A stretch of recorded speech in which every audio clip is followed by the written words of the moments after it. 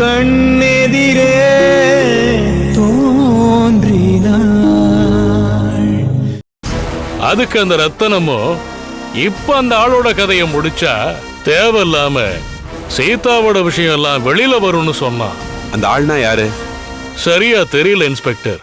ஒருவேளை அது நானா இருக்கலாம், இல்ல சீதா கொலை விஷயத்துல சம்பந்தப்பட்டவங்களா இருக்கலாம். பெரியவரே, ஒருத்தன் சுய நினைவோட இருக்கிறப்பவே அவன் பேசினத இல்லைன்னு சொல்ற உலகம் இது. நீங்களே தெளிவா சொல்லிட்டீங்க. அவங்க 2 பேரும் குடிச்சுக்கிட்டு இருக்கும்போது ஏதோ அறகுறையா பேசினத என் காதால கேட்டேன்னு சொன்னீங்க. அவங்க 2 பேரும் அறகுறையா பேசுனதை வச்சு எப்படி நம்ம கம்ப்ளைண்ட் எடுக்க முடியும்? அது மட்டும் இல்லாம குடிகாரம் போதையில தன்னை மறந்து என்னென்னமோ வளருவான். அதை எல்லாத்தையுமே கம்ப்ளைண்டா எழுதணும்னா போலீஸ் ஸ்டேஷனே பத்தாது. அதனால ஒரு கிரிமினல் கேஸ்ல ஆதாரங்கிறது ரொம்ப ரொம்ப முக்கியம். சார், நீங்க சொல்ற மாதிரி அவங்க குடிச்சிட்டு போதையில உளர்னாங்கன்னே கூட வச்சுக்கலாம். இன்னொரு முக்கியமான விஷயம் நடந்தப்போ அதை என் 2 கண்ணால பார்த்தேன். அதையாவது கம்ப்ளைண்டா கொடுத்தா நீங்க எடுத்துக்குவீங்களா? அப்படி என்ன நீங்க கண்ணால பாத்தீங்க?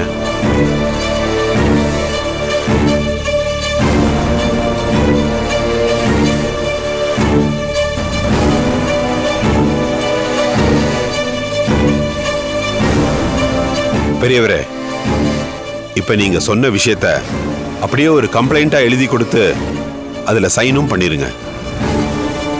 நான் அந்த கம்ப்ளைண்ட்டை விசாரிக்க சொல்றேன். சரிங்க சார்.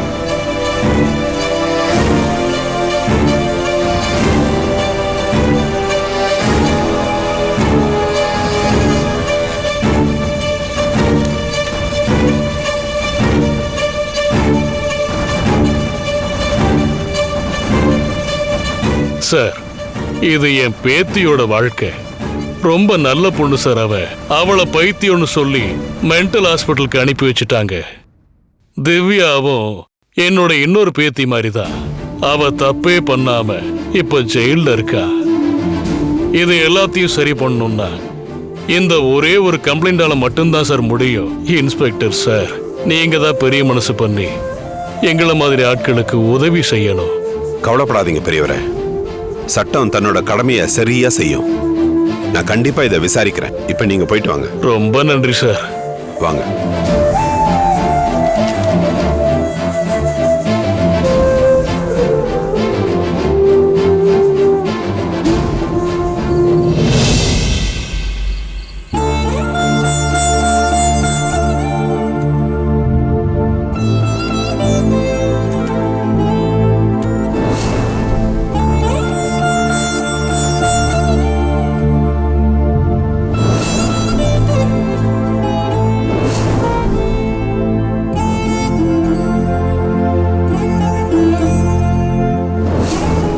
சிவா சார், நீங்களும் நானும் எதுக்காக சிவா சார் சந்திக்கணும்? எதுக்காக நான் உங்களோட வாழ்க்கைக்குள்ள வரணும்? உங்க கூட நான் வாழ்ந்தது கொஞ்ச நாளா இருந்தாலும் அதை நான் சாகிற வரைக்கும் என்னால மறக்க முடியாது சிவா சார்.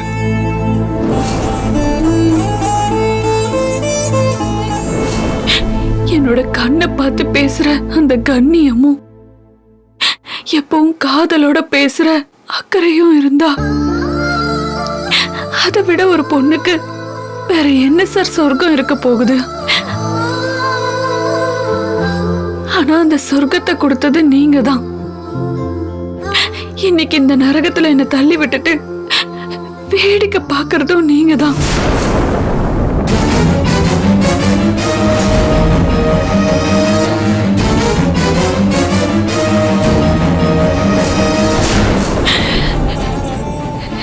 என்னோட அம்மா இறந்து போன வழிய கூட அவங்க உயிரோட இல்லைன்னு கொஞ்சம் கொஞ்சமா என் மனசு ஏத்துக்குது. ஆனா நீங்க இல்லைங்கிற வழிய என்னால ஜீர்ணிக்கவே முடியல சார். நம்ம 2 பேரும் அப்படி என்ன தப்பு பண்ணோம்? உண்மையான அன்போட எதையுமே எதிர்பார்க்காம நம்ம 2 பேரும் இருந்ததுதான் நம்ம பண்ண மிகப்பெரிய தப்பு. என்னால வாழவும் முடியாம சாகவும் முடியாம சித்திரவதை அனுபவிச்சிட்டு இருக்கேன் சார். ஆனா ஒண்ணே ஒண்ணு மட்டும் சொல்றேன், இந்த ஜென்மத்துல நீங்க மட்டும் என்ன வேண்டான்னு சொல்லி வேற யார கல்யாணம் பண்ணிக்கிட்டாலும் உங்களோட வாழ்க்கையில என்ன தவிர வேற எந்த பொண்ணு வந்தாலும் காலப்போக்கில் நீங்களே மாறிட்டாலும் என்னைக்குமே நீங்க தான் என்னோட புருஷன். ஒவ்வொரு தடவையும் மத்தவங்க மனசு கஷ்டப்படக்கூடாதுன்னு பார்த்து பார்த்து பண்ணதுக்கு இன்னைக்கு நான் பைத்தியமானதுதான் மிச்சம். எனக்கு உங்களை பார்க்கணும் போல இருக்கு சார். உங்களை கட்டி பிடிச்சு அழணும் போல இருக்கு.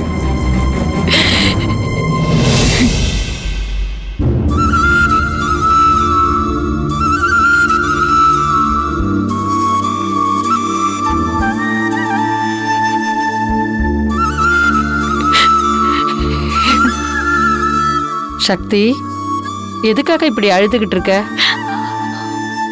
அம்மா ஞாபகம் வந்துருச்சா? என்னோட அம்மா என்னை விட்டுட்டு போனாலும் ஏதோ ஒரு ரூபத்துல, ஏன் உங்க ரூபத்துல கூட அந்த பாசத்தை நான் அனுபவிச்சுட்டு தான் இருக்கேன். அதனால நான் இப்ப என் அம்மாவை நினைச்சு அழல, என்னோட புருஷன் சிவா சார நினைச்சு அழுதுட்டு இருக்கேன்.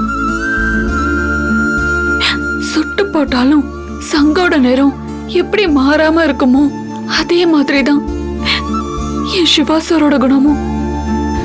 அப்படி ஒரு தங்கமான மனுஷனுக்கு பொண்டாட்டியா இருக்கிற பாக்கியம் எனக்கு கொடுத்து வைக்காமலே போயிடுச்சு. இங்க பாரு சக்தி, கெட்டு போனவங்க நல்லா வாழ்ந்துடலாம். ஆனா சந்தோஷமா வாழ்ந்தவங்க ஒரு நாள் கூட கெட்டு போயிடக்கூடாது. கடவுள் கருணையே இல்லாம கஷ்டத்தை கொடுக்கறாருன்னு நாம திட்டினாலும் புலம்புனாலும் அதுக்கு பின்னாடி ஏதாவது ஒரு காரணம் இருக்கும்.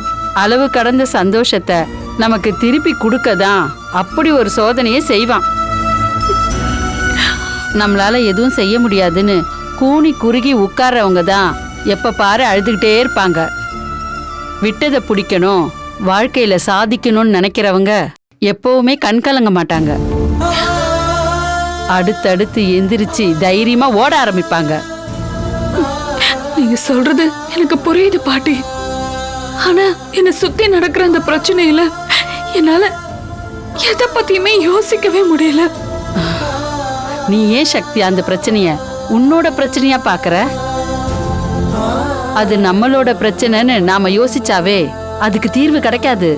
ஆனா நம்மளுடைய பிரச்சனைய அடுத்தவங்க பிரச்சனையா நினைச்சு யோசிச்சு பாரு, அப்பதான் உனக்கு விடை கிடைக்கும்.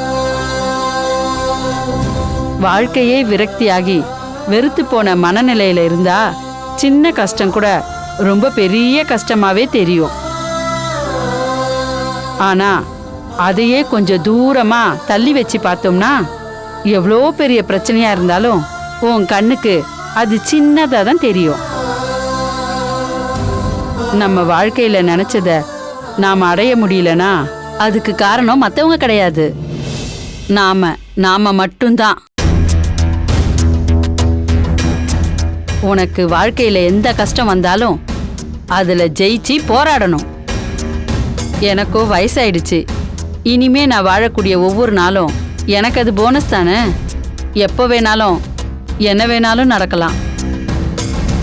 ஆனா நீ இப்பதான் உன் வாழ்க்கையை ஆரம்பிக்க போற. உன்னோட வாழ்க்கை ரொம்ப நல்லா இருக்கணும். எப்பவுமே குனிஞ்சு அடி வாங்குறது கோழைத்தனம் இல்ல. எவ்வளவு தூரம் அடி வாங்குறியோ அது உன்னை உறுதியாக்கும், போராடுறதுக்கு தெம்பும் வைராக்கியத்தையும் உண்டாக்கும்.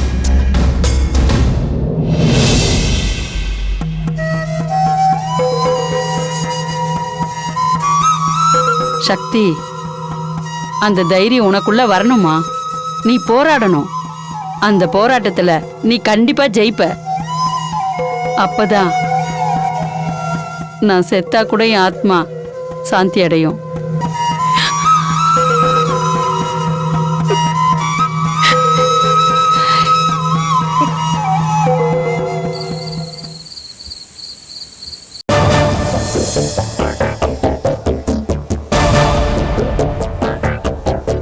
நேரம் நெருங்க நெருங்க டென்ஷன் ஜாஸ்தி ஆகிக்கிட்டே இருக்கு. சந்தோஷ், விடிஞ்சா சிவாவுக்கும் அனிதாவுக்கும் கல்யாணம். நான் மறுபடியும் சொல்றேன், தப்பி தவறி கூட இந்த கல்யாணத்துல எந்த குழப்பமும் வந்துடக்கூடாது. காதும் காதும் வச்ச மாதிரி சிவா அனிதாவோட கல்யாணத்தை நல்லபடியா நடத்தி முடிக்கணும். மம்மி, நீங்க எதுக்கும் கவலைப்படாதீங்க மம்மி. நான் ஆல்ரெடி அதுக்கான அலர்ட் எல்லாமே பண்ணி வச்சிட்டேன். ப்ராப்ளம் வந்தாலும் அது நம்ம பக்கத்துல நெருங்கிறதுக்குள்ள இந்த கல்யாணம் பாத்தீங்கன்னா நல்லபடியா நடந்து முடிஞ்சிடும் நினைக்கிறேன் மம்மி. அது என்ன நினைக்கிற? இந்த டைம்ல உன்னோட வாயில இருந்து நினைக்கிறேன் நடக்கலாம் அப்படிங்கிற பதில் எதுவுமே வரக்கூடாது. நீ எந்த காரியமா இருந்தாலும் அத 100% முடிச்சிட்டேன் மம்மிங்கிற கான்பிடண்டான வார்த்தைகள் மட்டும்தான் உன்கிட்ட இருந்து வரணும் சந்தோஷ். சிவா அனிதாவோட கல்யாணம் நான் கண்ட கனவு. அந்த கனவு நாளைக்கு காலையில நிஜமாக போகுது. அந்த கனவை நிஜமாக்க வேண்டிய வேலை நம்ம 3 பேருக்குமே இருக்கு. ஆமா சந்தோஷ், இது அத்தையோட கனவு மட்டும் இல்ல, என்னோட பல வருஷம் கனவும் கூட. லாஸ்ட் டைம் நடந்த மாதிரி லாஸ்ட் மினிட்ல ஏதோ நடந்து தப்பாயிடக்கூடாது. அப்புறம் நம்ம 3 பேரும் சேர்ந்து இத்தனை நாள் பட்ட கஷ்டம் எல்லாமே வீணா போயிடும்.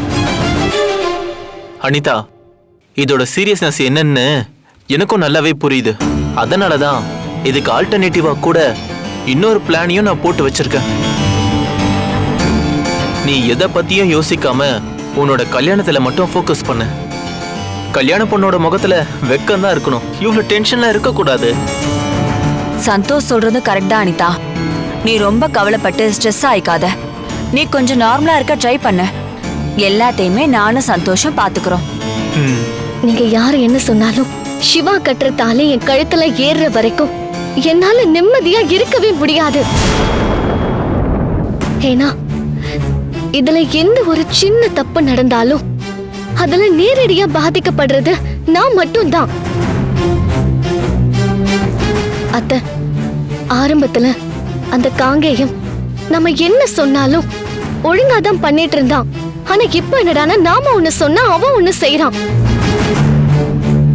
எனக்கு தெரிஞ்சு இனிமேலும் அந்த காங்கேயமை நம்புறது ரொம்ப வேஸ்ட் நினைக்கிறேன். அந்த சக்தி இப்ப வரைக்கும் உயிரோட தான் இருக்கா. அதை என்னால ஜீர்ணிக்கவே முடியல. அனிதா, உன்னோட ஃபீலிங்ஸ் எல்லாமே எனக்கு நல்லாவே புரியுது. நான் கொஞ்ச நேரத்துக்கு முன்னாடி கூட அந்த காங்கேயத்துக்கு ஃபோன் பண்ணி பேசினேன். என்ன சொன்ன மம்மி அந்த திமிரு பிடிச்சவன்? ஹாஸ்பிட்டல்ல அவன் மேல ஏதோ ஒரு சில கம்ப்ளைண்ட் வந்திருக்கான். அதனால அவனை கூப்பிட்டு வார்னிங் கொடுத்திருக்காங்க. அவனால இனிமே அங்க ஒண்ணுமே பண்ண முடியாதுன்னு நினைக்கிறேன். இங்க பாருங்க அத்தை, அந்த சக்தி எப்படியாவது இங்க வந்து பிரச்சனை பண்ண ட்ரை பண்ணுவா. ஏன்னா என்னோட வாழ்க்கையில ஒரு சின்ன நல்லது நடந்தா கூட அந்த சக்திக்கு பொறுக்காது. கழுகுக்கு மூக்கு வேர்க்கிற மாதிரி உடனே கிளம்பி வந்துருவா.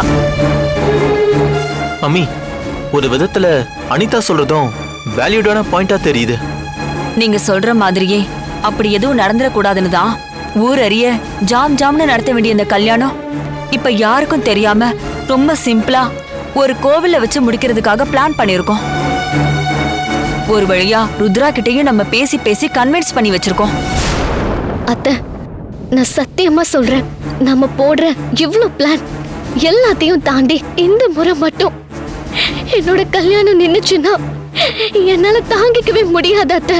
அனிதா ப்ளீஸ் அத்தை, எந்த தப்பும் நடக்காம பாத்துக்கிறது உங்க கையில தான் இருக்கு. அனிதா, ஏய் அழாத,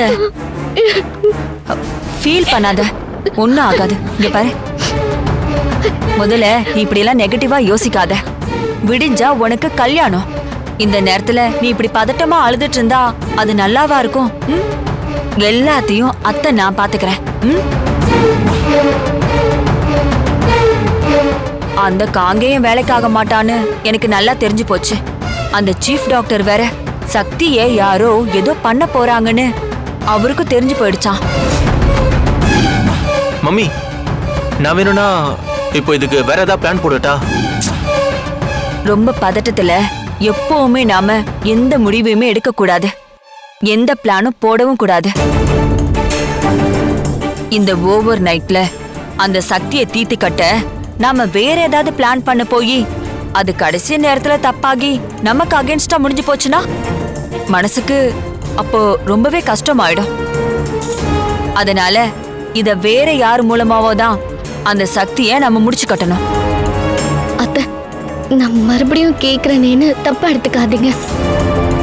இந்த முறை எதுவும் சொதப்பிடாதுல்ல? அனிதா, இன்னைக்கு ஒரு நாள் ராத்திரி மட்டும்தான் இருக்கு. விடிஞ்சதும் நாளைக்கு உனக்கும் சிவாவுக்கும் கல்யாணம். அது மட்டும் நல்லபடியா முடிஞ்சிருச்சுன்னு வையேன். அதுக்கப்புறம் சக்தி உயிரோட வந்தா என்ன, வரலனா என்ன? எப்ப சிவா உன் கழுத்துல தாலி கட்டுறானோ அப்பவே நீ சிவாவுக்கு பொண்டாட்டி ஆயிடுவ. அதுக்கப்புறம் உன் ஒருத்திக்கு மட்டும் தானே சிவா மேல எல்லா உரிமையும் இருக்கு. இத ஒண்ணு நாம திருட்டு கல்யாணமா பண்ணலையே. அந்த சக்திய ப்ராப்பரா சிவா டிவோர்ஸ் பண்ணிட்டு தான் அதுக்கப்புறமா தானே லீகலா தானே அனிதா அவன் உன்னை கல்யாணம் பண்ணிக்க போறான்.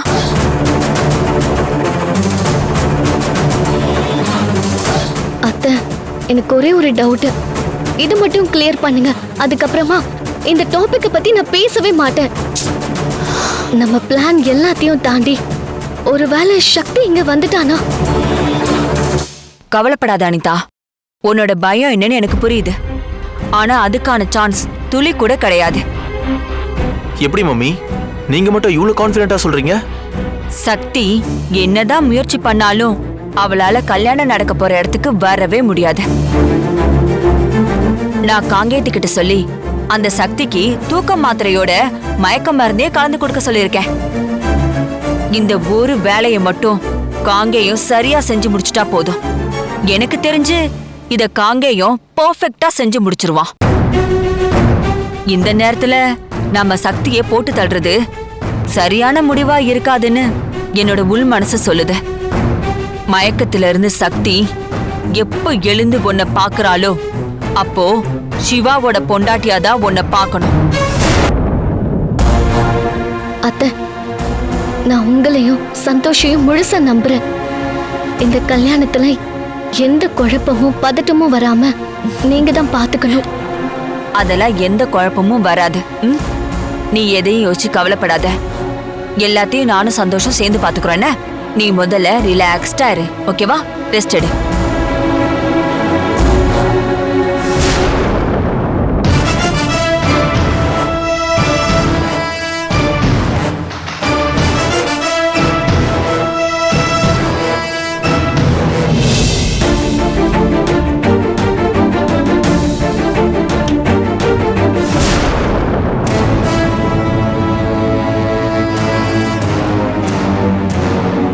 ஏய், உனக்கு இங்க வேற வேலையே இல்லையா?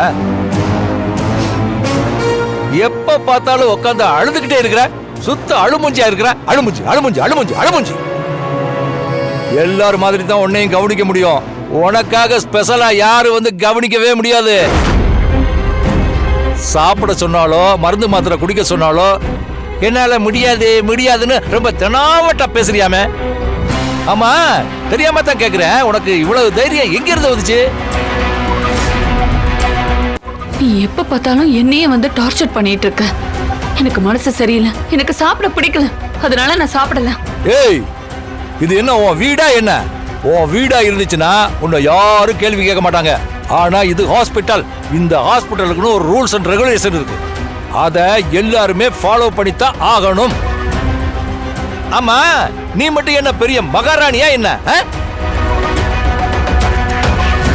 சரி சரி, உங்ககிட்ட பேசி என்னோட நேரத்தை வீணடிக்க விரும்பல. முதல்ல இந்த மாதிரியை போடு. இந்தா. நீங்க வச்சுட்டு போ, நான் அப்புறமா போட்டுக்கிறேன்.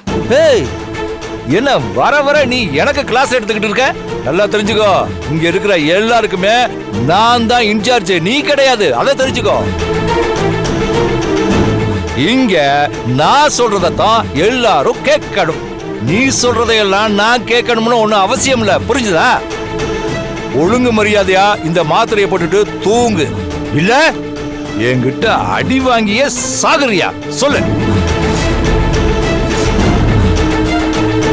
அதான் நான் போடுறேன்னு சொன்னேன்ல, மறுபடியும் ஏன் மென்டல் டார்ச்சர் பண்ற? நீ என்னை என்ன சொல்லி அசிங்கப்படுத்தினாலும் டார்ச்சர் பண்ணாலும் நான் என் முடிவை தெளிவா சொல்றேன். நான் அப்புறமா தான் போடுவேன். இப்ப நீ மட்டும் இந்த மாத்திரையை போடலைன்னா நான் ஒண்ணு அடிக்க மாட்டேன். இதோ இங்க படுத்து கிடக்குதே இந்த கிழவி, இதோட தோலை உரின்னு உரிச்சிருவேன். புரியுதா? அதனால ஒழுங்கு மரியாதையா இந்த மாத்திரையை வாங்கி போட்டுக்கிட்டு அதுக்கப்புறம் நல்லா படுத்து தூங்கு. சரியா? இந்தா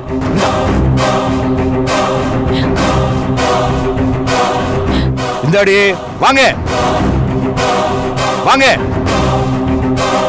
இந்தா.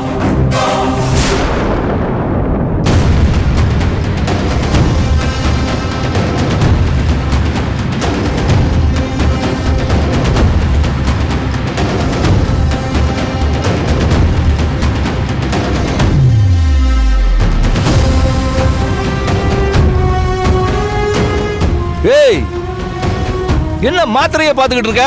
போடு. ஆமா, நான் கொடுத்தது என்ன பிரசாதமா என்ன? அப்படியே கையில இவ்வளவு பவ்யமா தாங்கி பிடிச்சிக்கிட்டு இருக்க. இங்க பார், இப்பவே என் கண்ணு முன்னாடியே இந்த மாத்திரையை வாய்க்குள்ள போடுறேன். அப்பதான் நான் இங்க இருந்து வெளியில போவேன். புரிஞ்சுதா?